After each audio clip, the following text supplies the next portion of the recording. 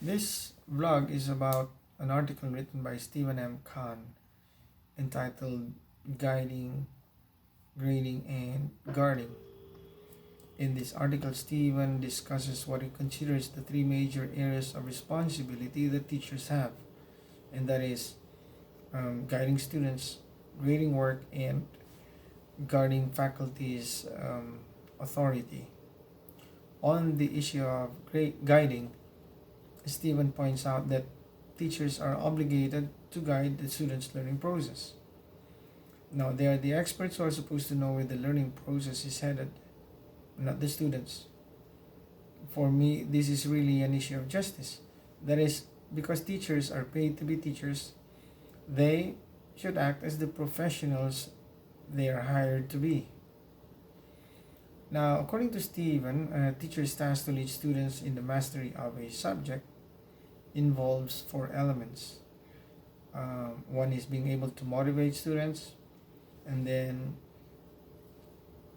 organizing or planning, clarifying, and generalizing. Generalizing is when a teacher is able to help students gain a broader perspective. The other area refers to the practice of grading students. That's the other responsibility.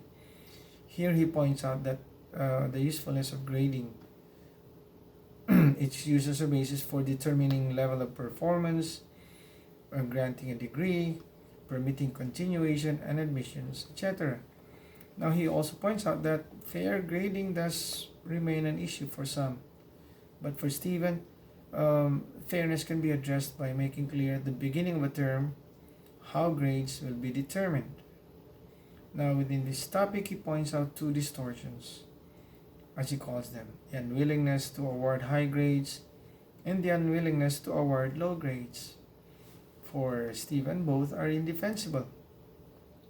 Giving high grades would be a way to distinguish good from poor work. Grade inflation, on the other hand, or unwillingness to give low grades, is to reject the concept of excellence and comparative merit. Now, I essentially agree with Stephen in that teachers must not shirk from the responsibility of using and giving grades that reasonably reflect a student's performance. In our case, in the early childhood where I teach, we don't really give grades. We assess and assign levels that generally indicate at what age bracket a child is functioning in a particular domain. But still, it serves more or less the same purpose in that it indicates a child's level of performance. Finally, Stevens says that teachers need to guard their authority to guide the learning process. One way such authority is being disrespected is through the practice of letting students evaluate a teacher's skills. This is one practice that, as a matter of experience, I have found very ridiculous. Because I apply the same reasoning that Stephen pointed out, that students being students are not in a position to judge a teacher's pedagogic skills. Even more ridiculous is the fact that, as I have experienced it, we had elementary school children with special needs who were put in a position to actually evaluate their teachers. Instead, it's a good idea to have co-teachers evaluate teachers or provide feedback. I did hear that in some places they have devised other ways of organizing grade level teams that would conduct regular team member assessments on predetermined criteria. This might be better in terms of making the evaluation process more motivating. Now, overall, I find that the points discussed by Stephen in this article are no doubt significant, current, and relevant.